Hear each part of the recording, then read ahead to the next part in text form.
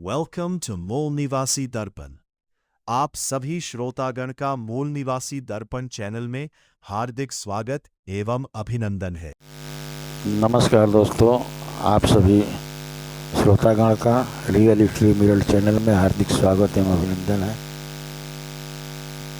दोस्तों, मैं आज एक नया वीडियो लेकर आया हूँ जिसका शीर्षक है नाग वंश एवं शाक वंश के गोत्र।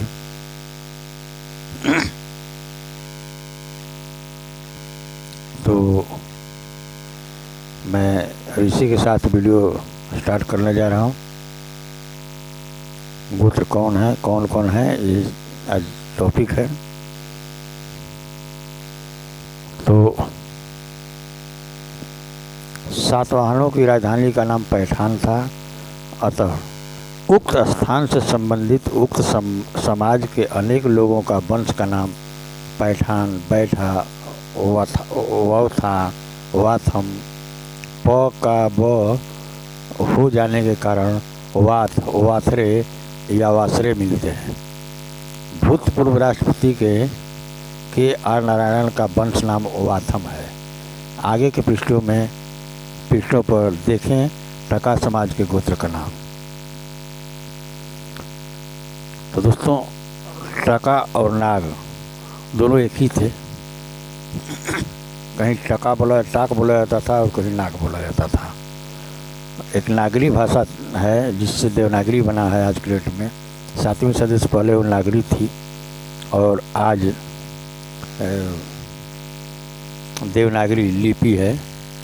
देवनागरी लिपि पहले नागरी लिपि था। धम लिपि के बाद नागरी, नागरी के बाद देवनागरी लिपि हुआ। उसी में टाक लोगों की भी एक भाषा थी, टकसाली। तो टकसाली भाषा के रेफरेंस कहाँ से मिलते हैं, कवि बता रहे हैं।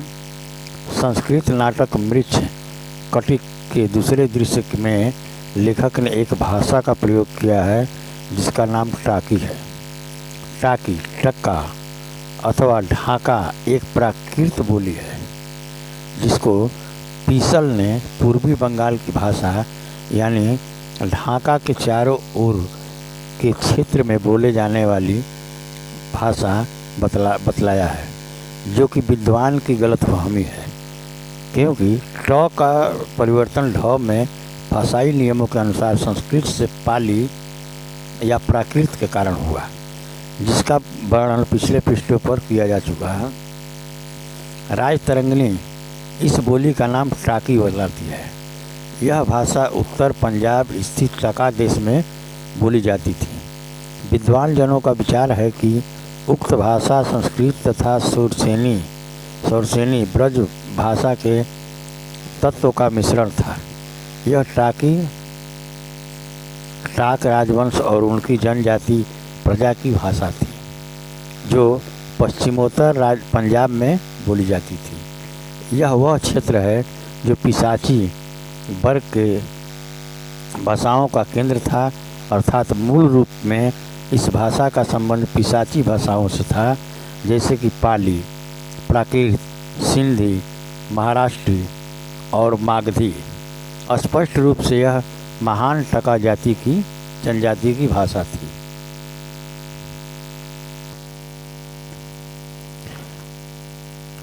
टाकरी लिपि।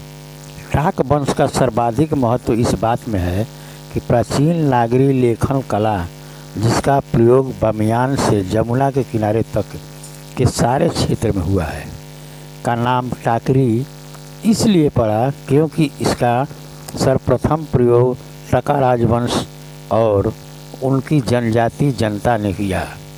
इसके नाम से प्रकट है कि यह उसी जनजाति की लिपि थी। इसको प्रचलित करने में टाक लोगों का कितना हाथ है, आज प्रमाण के अभाव में कुछ कहना कठिन है। इस प्रकार की लिपि का प्रयोग साधारणतः अनाज व्यापारियों द्वारा सिंध के पश्चिमी भाग से लेकर सतलज के पूर्वी भाग तक करते देखा। इसका प्रयोग शिलालेख तथा सिक्कों पर कश्मीर व कांगड़ा प्रदेश में देखा है। कश्मीर की राजतरंगिणी की खोजी गई एकमात्र प्रति टाकरी लिपि में प्राप्त हुई। उपयुक्त लिपि को मुंडे बिना सिर की या लंडे भी कहा जाता है। टाकरी लिपि को उक्त लिपि का प्रयोग आज भी व्यापारियों द्वारा अपने बही खातों के हिसाब लिखने में किया जाता है। स्पष्ट है कि उक्त लिपि से प्रारंभ करने का संबंध उक्त महान जाति टाक से दिखाई पड़ता है, तभी इसे टाकरी नाम प्राप्त हुआ। अभिलेख माल्या सिंह के रीवा के शिलालेख, जिसकी तिथि कलचुरी संवत में साल 944 यानी 1193 ईस्वी के अनुसार राजा ने 1500 का टाका सिक्कों का प्रचलन, जिस पर भगवती का चित्र है, रीवा के पास एक विशाल तालाब बनवाने के लिए किया। इसका अर्थ हुआ कि ये टाका मूल रूप में भगवती माता के उपासक थे। माल्या सिंह का संबंध निश्चय ही टाक परिवार से रहा होगा, जिसने वंश नाम पर सिक्कों का प्रचलन किया। हम जानते हैं कि नाग लोग मूल रूप में मातृ देवी यानी भगवती के पूजक थे। इस विचार का समर्थन अंग्रेज विद्वान रॉबर्ट ब्रीफाल्ट ने किया है। हमें उस शिलालेख से पता लगता है जिसकी खोज कर्नल टांड ने कस्बा से की थी, जो चंबल नदी के किनारे कोटा के दक्षिण में स्थित है, जिसका वर्णन हम पहले भी कर चुके हैं। लेख के अनुसार राजा सालिंद्रा 409 ईस्वी राजधानी सालपुर, जो सूर्या परिवार तथा टखाओं का राजा था। सूर्या का अर्थ यहाँ सूर्य वंश है। स्पष्ट है यह वही टखा अथवा टका लोग हैं जिनकी भेंट पंजाब में हुएनसांग से हुई थी। ये टका मालवा के स्वामी थे। सूर्या भी जाने जाते थे। सतलज तथा ब्यास नदी की घाटी की भूमि, जो हिमालय के निकट में सराज अथवा सेवराज जानी जाती थी, टका या टखा लोगों के बौद्ध पाली प्रकार के अभिलेख राजस्थान से प्राप्त हुआ। सतलुज तथा ब्यास घाटी के लोगों का प्रमुख देवता नाग है और सभी उक्त देवता की पूजा करते हैं। लोग जो सेवराज जाने जाते हैं, ऊपरी चिनाव घाटी में रहते हुए हैं, भी उक्त देवता की पूजा करते हैं। इस विचार को कनिंघम ने भी स्वीकार किया है तथा वह यह भी कहते हैं कि जम्मू के आसपास पंजाब के निकट में टका लोगों की भारी जनसंख्या थी। इससे चंद्रशेखर गुप्त के विचारों की पुष्टि होती है कि टका सर्या अथवा सूर्य वंश उत्पत्ति के हैं। टका सिक्कों का प्रचलन है और उसका फैलाव मध्य युग में टका सिक्कों की जनसाधारण में भारी प्रसिद्धि थी और प्रचलन भी। मुस्लिम शासकों का यह चांदी का सिक्का टका पुकारा जाता था। महमूद गजनी का 2 भाषाओं में लिखा सिक्का बहुत प्रसिद्ध था, जिस पर लेख था अयम टंक महमूद पूरे घटे। टका सिक्के अलाउद्दीन खिलजी तथा अकबर ने भी प्रचलित किए। टका सिक्के कलचुरियों से संबंधित राजा माल्या सिंह ने 1193 में प्रचलित किए, जिसका वर्णन हम पीछे कर चुके हैं। इस सिक्के पर एक और भगवती का चित्र था। कनिंघम ने कश्मीर के नाग राजा अजंता के टका सिक्के का उल्लेख किया है, जिसने राजतरंगिणी के अनुसार ये सिक्के प्रचलित किए। उसने उक्त सिक्कों की पीतल के पंचमार्क CMI P34 से पहचान की। टका सिक्कों का उल्लेख दक्षिण भारत में भी पाया जाता है। डॉक्टर चंद्रशेखर गुप्त ने उक्त सिक्कों का आगे बिहार तथा उड़ीसा में फैलाव का विवरण प्रस्तुत किया। उससे उक्त जनजाति की बिहार या उड़ीसा में गतिविधियों का पता लगता है और एक नए ऐतिहासिक तथ्य का रहस्योद्घाटन होता है। वे लिखते हैं कि तथाकथित पूरी कुषाण सिक्कों की भद्दी नकल प्रतीत होती है। इन सिक्कों को प्रचलित करने वाले लोगों का नाम आर.डी. बनर्जी ने पूरी कुषाण तथा उड़िया कुषाण B.A. स्मिथ ने दिया है, जो कि कलिंग के 4वीं-5वीं सदी के शासक थे, जबकि अलान ने उन्हें पूरी जनजातीय सिक्के कहा है, जिनका संबंध 3वीं सदी का अंतकाल तथा 4वीं सदी के प्रारंभिक काल से बतलाया है। सिक्कों के वैज्ञानिक न्यूमेस्टिक डाटा अध्ययन के आधार पर ये उक्त सिक्कों को प्रचलित करने वालों की कोई सूचना प्राप्त नहीं हो सकी। यहाँ हम एक अन्य प्रकार के सिक्कों की पहचान का उल्लेख करते हैं, जो टंगा मुल्ली अथवा अंगा मुल्ली कहे जाते हैं, जिनका वर्णन मध्य एशिया के खरोष्ठी के लेखों से मिला है। हमारे आज के ज्ञान के अनुसार यह कल्पना करना गलत न होगा कि संभवतः ये लोग भारत के पश्चिमोत्तर भाग से स्थानांतरित होकर पूर्व के समुद्री किनारे किसी अज्ञात कारण से गए। संभवतः यह लोग किसी राजनीतिक दबाव अथवा आर्थिक कारणों से गए होंगे। उन्होंने विशाल क्षेत्र में, जो कि उड़ीसा, मयूरभंज, सिंहभूमि, गंजम तथा बालासोर जिले से बना है, अपने उपनिवेश स्थापित किए। इसकी पुष्टि इस क्षेत्र से भारी संख्या में मिले पूरी कुषाण सिक्कों की प्राप्ति से होती है। सिक्के के लेख टका, जिस पर बहस की है, का इससे अच्छा अन्य कोई संतोषप्रद उत्तर नहीं हो सकता। ये सिक्के टका नाम की जनजाति ने अपने जनजाति के नाम पर प्रचलित किए थे, जैसा कि अयोध्या तथा मालव लोगों ने किए थे।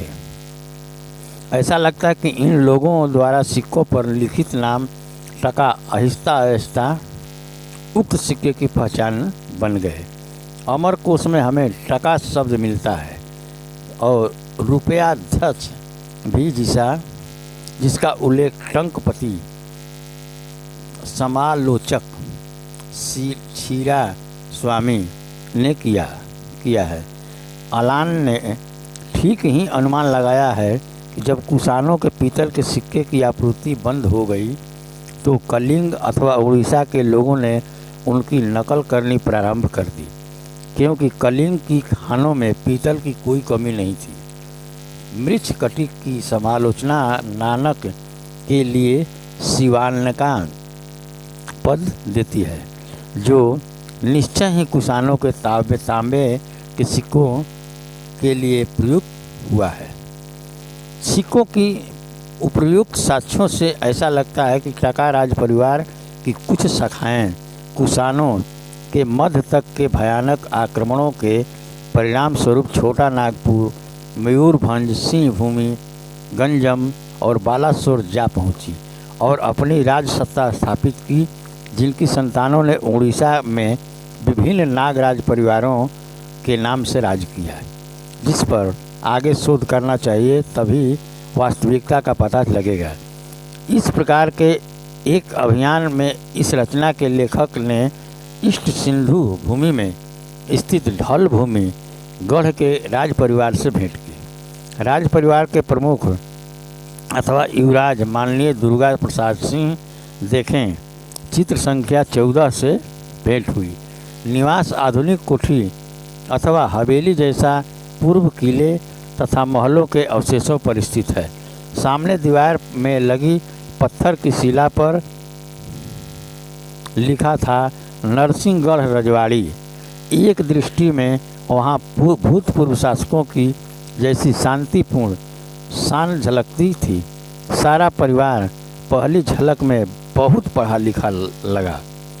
युवरानी का नाम कानन कुंतल है। पता लगा कानन कुंतल वहाँ के भूतपूर्व राजा की इकलौती बेटी है और माननीय दुर्गा प्रसाद सिंह देव विष्णुपुर के राजकुमार थे। शादी होने पर ढल भूमिगण के स्वामी बन गए। उनके 3 बेटे नंद कुमार सिंह देव, रंजन कुमार देव और अंजनी कुमार सिंह देव। मैंने नंद कुमार सिंह देव, रंजन कुमार सिंह देव, अंजन कुमार सिंह देव 2 बेटी है, मगर मात्र मधु से ही भेंट हो पाई। सारे सदस्य उच्च शिक्षा प्राप्त हैं। बड़े भाई शिक्षण विभाग में अध्यापन का काम करते हैं। अभी भी परिवार पर 50 एकड़ भूमि है। माने एक परिवार पर अभी 50 एकड़ भूमि है। वास्तव में ही सारे सदस्य देखने में राज परिवार के सदस्य लगते हैं। नौकर हमारे सम्मुख चाय रख गया। उसी मध्य देव साहब से बातचीत हुई तो जो 3-4 घंटे तक चली।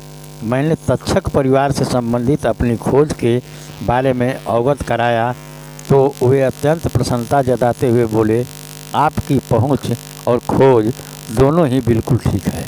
लगता है आपका इतिहास हमारे राजवंश का ही इतिहास है और ये राजवंश अकेला नहीं, हमारे 9 महल है।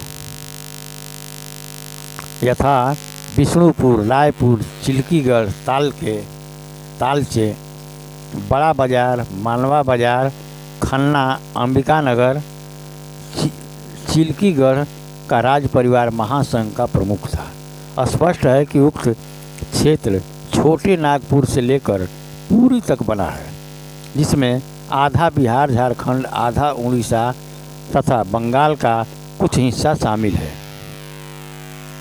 जहां से टका सिक्के मिले हैं।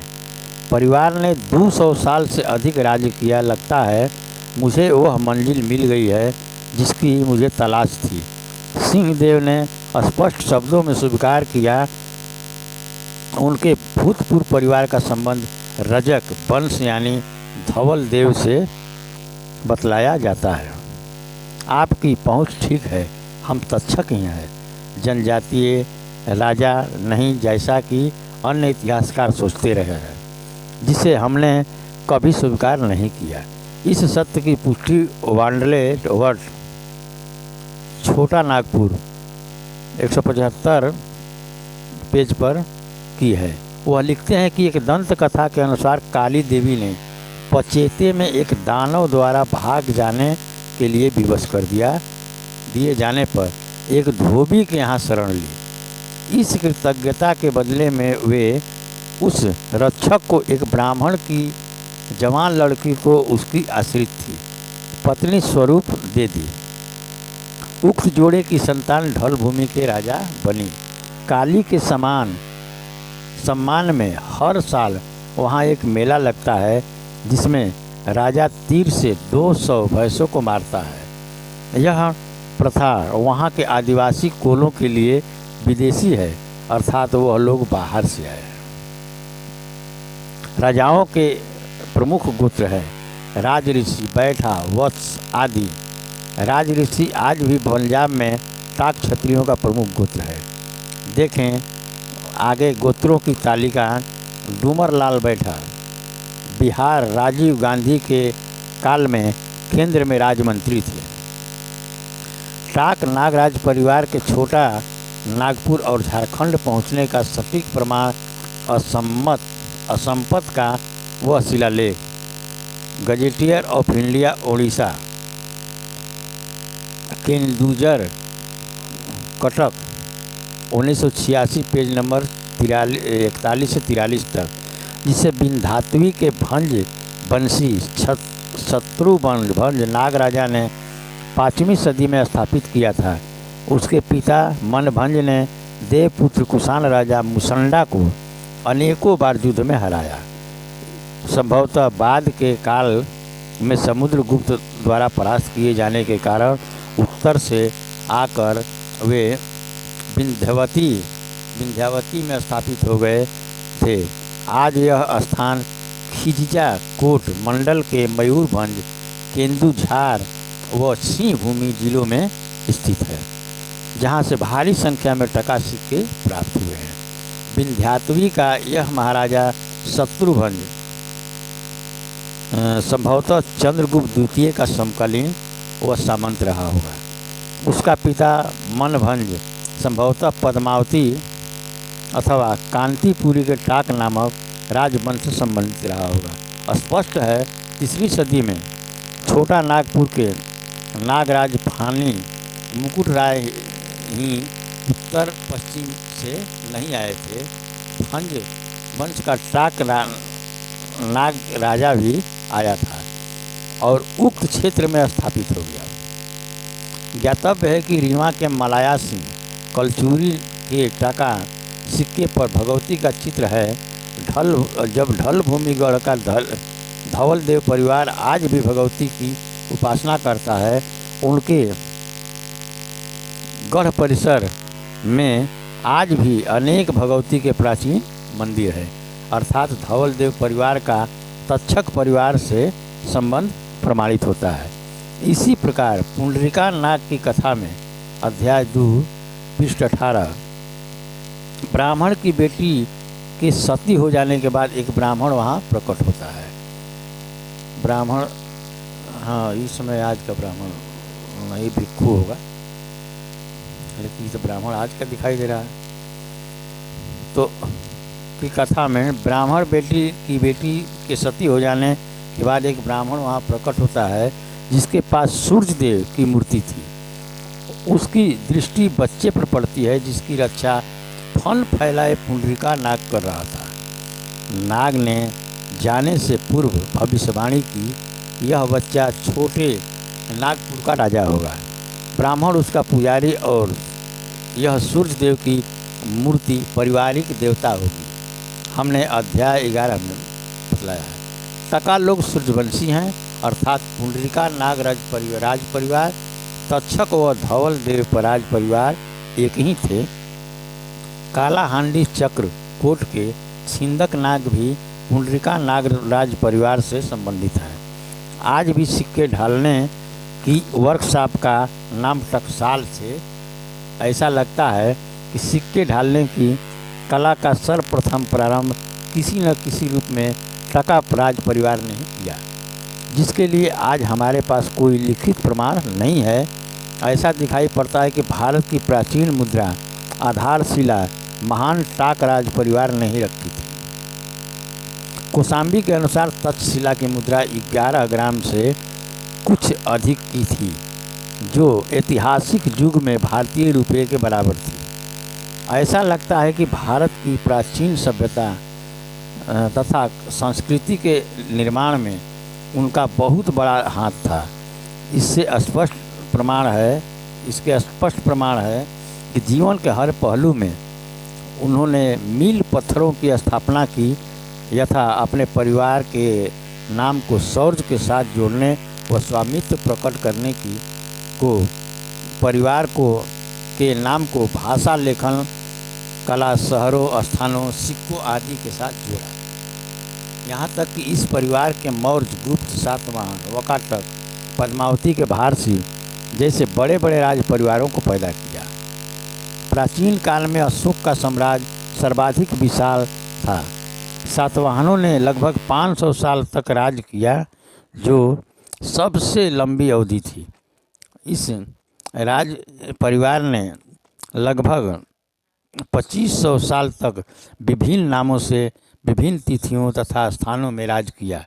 ललितादित्य करकोटा एकमात्र भारतीय राजा था जिसने भारत से बाहर मध्य एशिया तक अपनी विजय का झंडा फहराया, भारत के सम्मान को 4 चांद लगाए।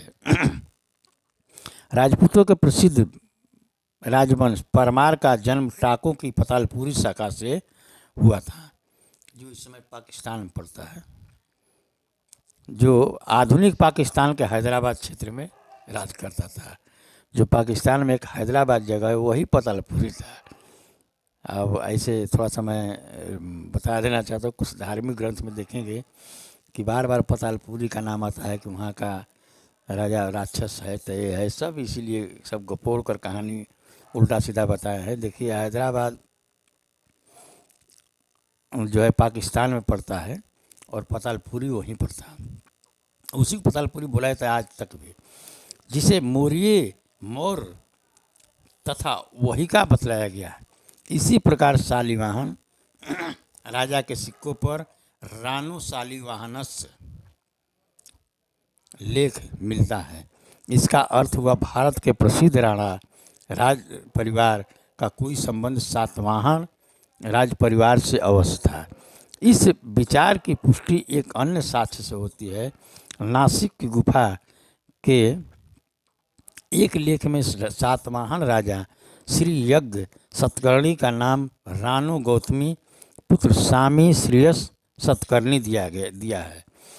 इसी प्रकार वशिष्ठी पुत्र माननीय फुलमावी को कार्ले के एक लेख में राणा कहा गया है।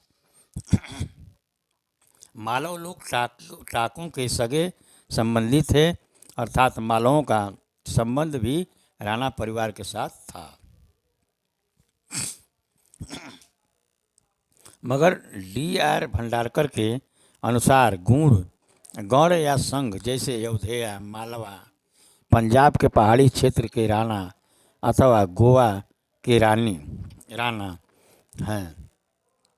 मुझे आश्चर्य होता है कि भंडारकर मालवाओं का संबंध पंजाब अथवा गोवा के रानों के साथ ही क्यों जोड़ना चाहते हैं और चित्तौड़ के राजाओं के साथ क्यों नहीं। बप्पा रावल अपनी उत्पत्ति सूर्यवंशी होने का दावा करते थे, जबकि टका अथवा मालवा भी सूर्यवंशी थे। मध्य युग में देखी गई प्रसिद्ध राजपूती सूरवीरता और पराक्रम की परंपरा का जन्म संघ समाज में हुआ।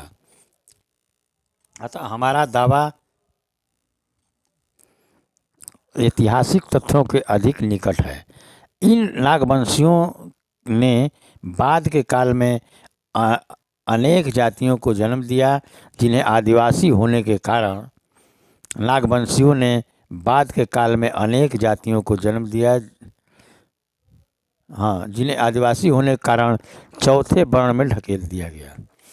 ये जातियां भी मेघ या कोली, रजक, लिलारी, दर्जी, छिपामार, भार, राजभार, मराठा, कुर्मी तथा महार आदि है। टाक क्षत्रियों के कुछ महत्वपूर्ण गोत्र। टाक क्षत्रियों के 125 से अधिक गोत्र हैं, मगर यहाँ हम कुछ महत्वपूर्ण अर्थात ऐतिहासिक महत्व के गोत्रों के नाम ही देंगे। हमें यह जानकर हैरानी होती है कि टाक क्षत्रियों के बहुत से जो गोत्र आसाम की नाग जातियों के साथ मिले हैं, जैसे कि लोहटा, टांगखुल, टाककुल, खासा, कोरी, कोली, जो टाकों के नागवंशी होने का सीधा प्रमाण है। टका वंश के गोत्र नाम पल्लव, मालव व मद्र प्रमाणित करते हैं कि उनकी उक्त नाम की शाखाएं एक ऐतिहासिक सत्य है। तो दोस्तों, इसमें कुछ गोत्र हैं और इस पर टिप्पणी भी की है कि कौन कौन है। जैसे गोत्र का नाम अंडूरिया, आंध्र शब्द का विशेषण अपभ्रंश यानी आंध्र जनजाति से संबंधित वंश है। वात व वाथोन, भाट, पैठान अथवा पैठान का अपभ्रंश है। भट्टी यादवों की एक जाति का नाम जो जैसलमेर के शासक थे और अयोध्याओं का शाखा थे। चौहान ये टाकवंशी क्षत्रिय का गोत्र है, मतलब नागवंश टाकवंश का। चौहान राजपूत, आज जो राजपूत बोले जाते हैं। चेमा अथवा छीमा शिल्पा का अपभ्रंश है, जो रजक, धोबी, बैठा और बरेठा बोले जाते हैं। दर्जी भी उसी में आते हैं। डोंगरा राजपूत आज हो गए हैं। गहवार कनौज के गढ़वाल राजपूत हो गए हैं, गहवार लोग।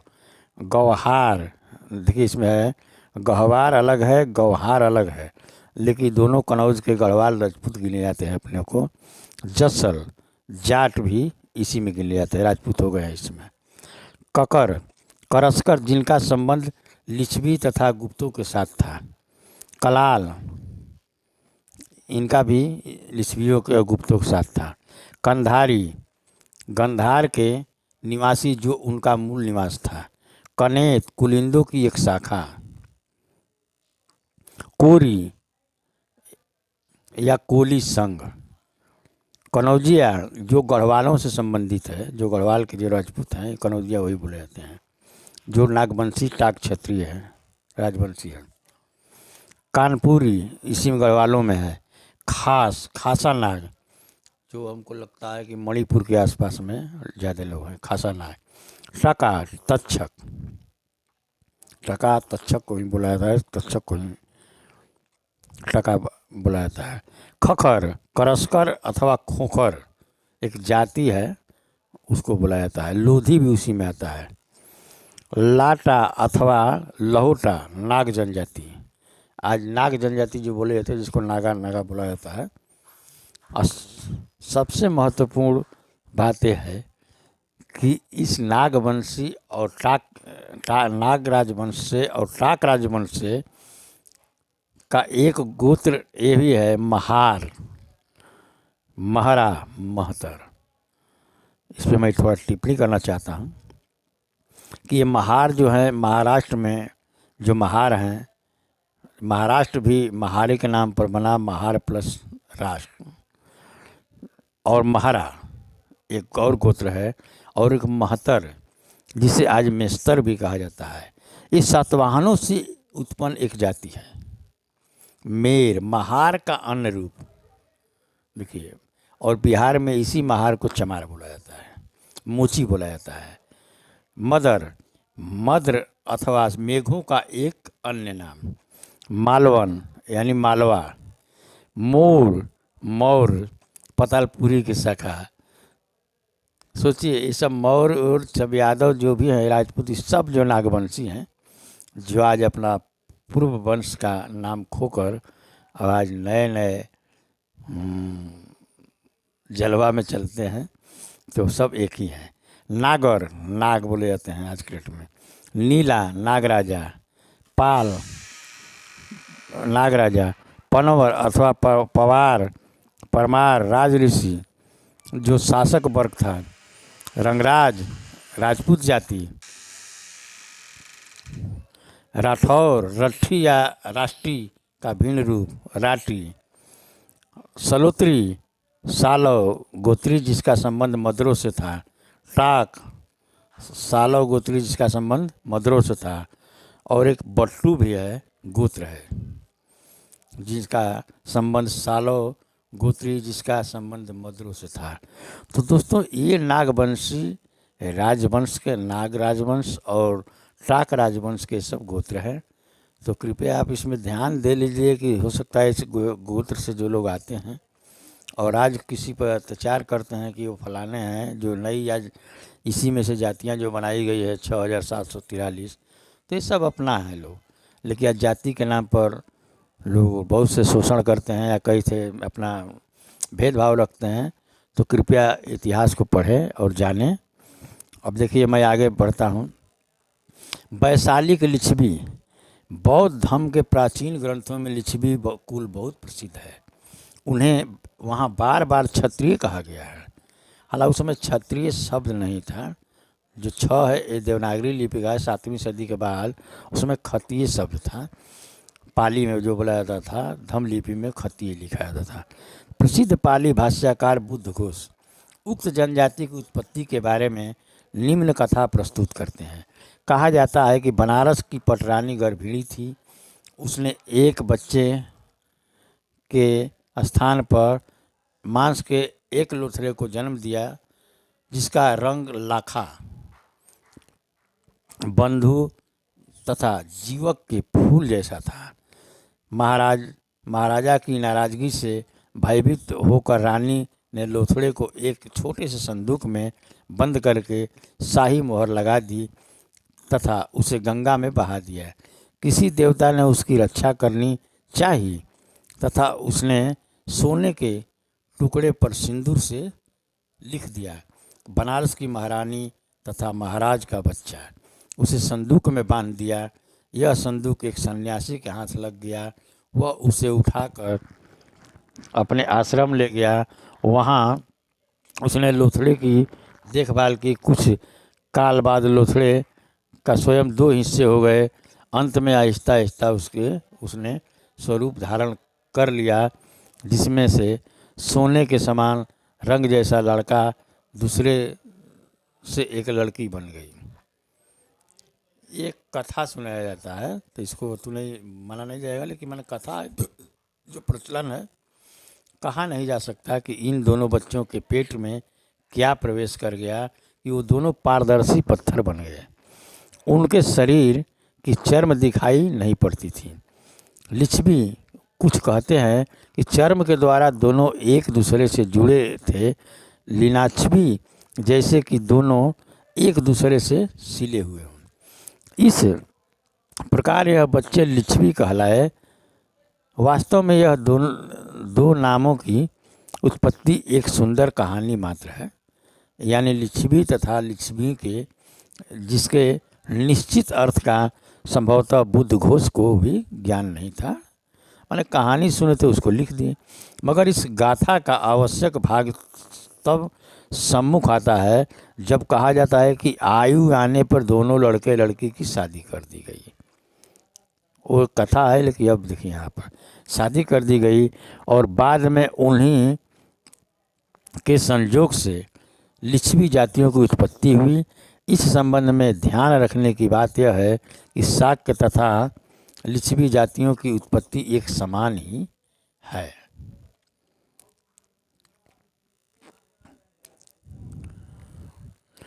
तो लिच्छवियों को ब्रात्य कहा है। इससे स्पष्ट है कि निसंदेह ही वे ब्राह्मण समाज से बाहर के लोग थे। यह सत्य है कि शाक्यों की तरह लिच्छवियों को भी क्षत्रिय कहा है, मगर वहाँ क्षत्रिय अर्थ उस रूप में नहीं लिया जाना चाहिए जो आज के क्षत्रिय है। क्षत्रिय खेतीहर जिसको बोला जाता है, खेतीहर क्षत्रिय, जिसका अर्थ राजनीतिक शक्ति का प्रतिनिधित्व करता है कि ब्राह्मणी व्यवस्था की जाति का नहीं।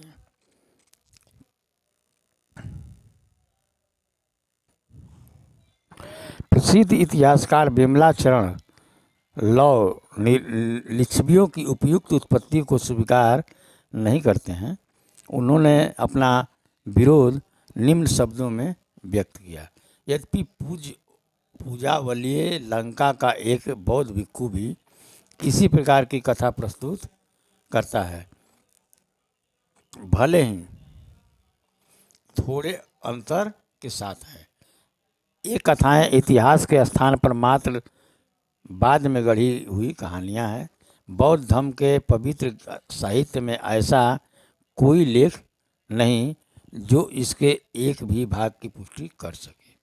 हाँ, इससे यह बात कही जा सकती है कि लिच्छवियों को क्षत्रिय माना जाता था।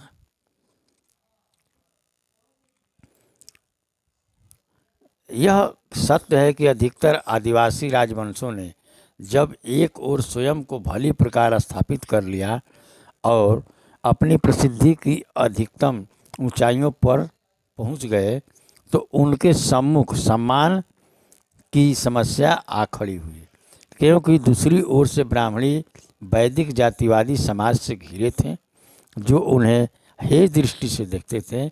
ऐसी परिस्थितियों में ही इस प्रकार की कहानियाँ गढ़ी गई।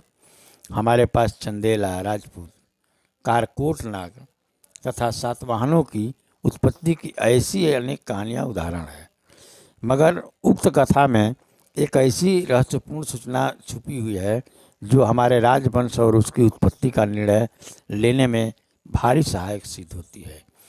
कथा आगे बतलाती है कि चरवाहों की प्रार्थना पर साधु ने उक्त बच्चों को उन्हें सौंप दिया।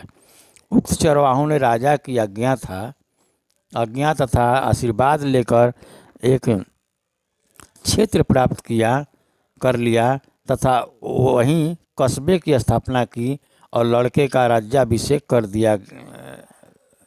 कर राजा बना दिया गया। उस लड़के की जो उस समय 16 साल का था, उस लड़की के शादी कर दी। उसके बाद राजा ने नियम बना दिया कि न तो यहाँ बाहर से कोई दुल्हन लाई जाएगी और न यहाँ से कोई लड़की बाहर दुल्हन के रूप में दी जाएगी। सबसे पहले उनके 2 बच्चा पैदा हुआ, एक लड़का और दूसरी लड़की। इस प्रकार उनके बच्चों का एक एक जोड़ा 16 बार पैदा हुआ। इस प्रकार शहर की बार बार वृद्धि हुई और विशालिता, अतः शहर का नाम विशालका यानी वैशाली हो गया। कथा से प्रकट है कि लिच्छवी चरवाहे थे, उनमें भाई बहनों की शादी करने का परिपाटी नहीं थी, लेकिन कथा में बता दी गई है। अर्थात उनमें मातृ प्रधान परिवारों की प्रथा थी। ऐसी प्रथा का वैदिक आर्यों के समाज से होना असंभव है। अर्थात ये परिवार निश्चय ही अनार्य आदिवासी थे। हम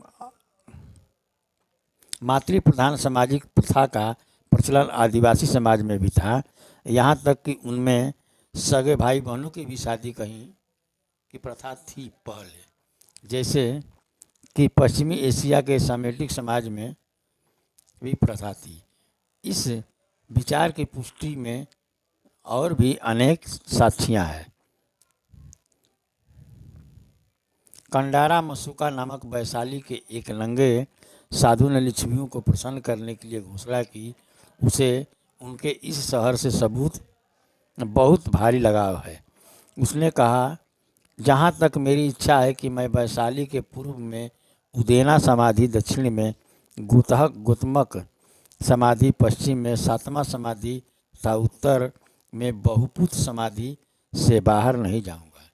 कंडारा मासूका की उपयुक्त प्रशंसा से यह प्रमाणित होता है कि ये समाधियाँ वैशाली कस्बे के बाहरी भाग में स्थित थी, जो उसकी बाहरी सीमा बनाती थी। सतप्रथ ब्राह्मण में एक वर्णन है कि भले ही पुरुषों की कब्रों पर कर्ण खड़े किए जाने चाहिए, मगर यह स्पष्ट नहीं है कि भले ही रचना बहुत प्राचीन है, मगर हम भली प्रकार जानते हैं कि समाधियाँ महापाषाण प्रथा का एक विकास था, जिसने आगे बढ़ते हुए बौद्ध स्तूप प्रथा को जन्म दिया। महापाषाण तथा पश्चिम एशिया से नाग जातियों के पूर्वज भारत में आए, जिन्होंने विंध्य प्रदेश तथा उसके पूर्वोत्तर भाग के विदर्भ में के बाद दूसरा सर्वाधिक बड़ा केंद्र बनाया। यानी इन्हीं महापाषाणों के केंद्र ने आगे बढ़कर भविष्य में मगध की सत्ताओं को जन्म दिया। क्योंकि आर्य जाति आत्मा की अमरता में विश्वास करती है, अतः उसने अपने पैतृक मृतक पुरुषों की याद में कभी कोई यादगार या समाधि के नाम पर एक ईंट तक नहीं रखी है, खड़ी की है। अतः उपरोक्त प्रथा अनार्य थी, यह सुस्पष्ट है, यानी लिच्छवी अनार्य थे। इस प्रकार इस विचार को डॉक्टर सतीश चंद्र विद्याभूषण के से समर्थन मिलता है। यह विचार है परडिग है कि वे लिच्छवी फारस उत्पत्ति के लोग थे। उनका सशक्त तर्क यह है कि पारसियन राज्य के नसीबी तथा लिच्छवी जिनका उल्लेख मनु ने किया है, तो मनु तो एक काल्पनिक है ना, छोड़ दीजिए। तो ये कुछ इसमें डाल दिए हैं। नेपाल क्षेत्र में भली प्रकार स्थापित हुए दिखाई पड़ते हैं, जिनकी सामाजिक, धार्मिक, आर्थिक तथा सैनिक रीति रिवाजों को ध्यान में रखते हुए शाक्यों से एकता बिल्कुल सटीक बैठती है। इक्ष्वाकु नहीं है, इक्ष्वाकु तो इसमें जो 6 शब्द था नहीं, इक्ष्वाकु था।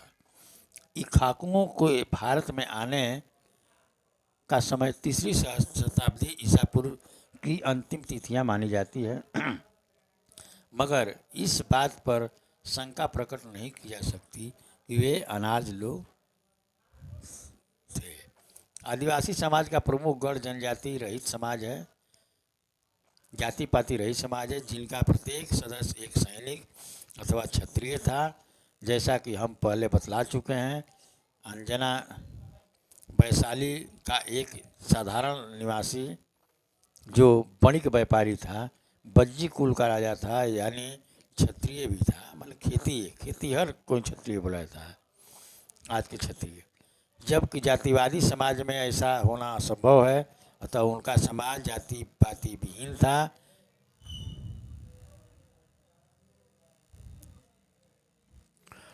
उस समाज पर हर आदमी सर्वोच्च सम्मान से सिर उठाए। एक ओर वीर सैनिक यानी क्षत्रिय भी था, दूसरी ओर किसी भी प्रकार का धंधा कर उत्पादन करना अपना धर्म मानता था। फिर भी उसके सम्मान में कोई आँच नहीं आती थी, अतः वे बहादुर सैनिक भी थे। और पश्चिम से उत्पादन करने वाले धनवान लोग भी, श्रमिक भी तथा स्वामी भी, वे लोग, उनका समाज वास्तव में ही महान था। क्या भारत का आधुनिक समाज उन महान लोगों से कोई पाठ सीखेगा? अगर ऐसा हो सके तो इस देश में इस समाज का भविष्य सुधर सकता है। तो दोस्तों, आज जो मैंने लंबा तो वीडियो हो गया, लेकिन यह है कि जो नागवंश और टाकवंश के गोत्र का जो मैंने और पूरा इनका सिक्के उक्के का जो पहलू सब बताए हैं, वो सब ऐतिहासिक मिलता है। और यहाँ पर टाकरी लिपि भी चलती थी और नागरी लिपि भी। अब टाकरी के मतलब क्या है कि जैसे अब एक उदाहरण से आप समझें कि जैसे महाराष्ट्र में महार बोले जाते हैं और बिहार में महार, चमार, मोची, रैदास बोले जाते हैं। उसी तरह कुछ क्षेत्र में नाग को टाक बोला जाता था, तो वहाँ टाकरी भाषा थी, और जहाँ नाग बोला जाता था वहाँ नागरी थी। फिर बाद में टाकरी को माने विशेष दर्जा न मिला, लेकिन वही को देवनागरी 7वीं सदी के बाद कर दिया गया। कुछ इसमें बहुत से कुछ स्वर व्यंजन जुड़े, जिससे देवनागरी हुआ। अब आज भी देवनागरी चल रहा है, जो आप हर चीज़ व्याकरण किताब से आप मिला सकते हैं, या देवनागरी पर तो नहीं, आप पुरानी भाषा पर हम कुछ और वीडियो लेकर आएंगे। तो दोस्तों, अगर वीडियो पसंद आया तो आप इसको लाइक, सब्सक्राइब एवं कमेंट जरूर करें। धन्यवाद। वेलकम टू मूल निवासी दर्पण। आप सभी श्रोतागण का मूल निवासी दर्पण चैनल में हार्दिक स्वागत एवं अभिनंदन है।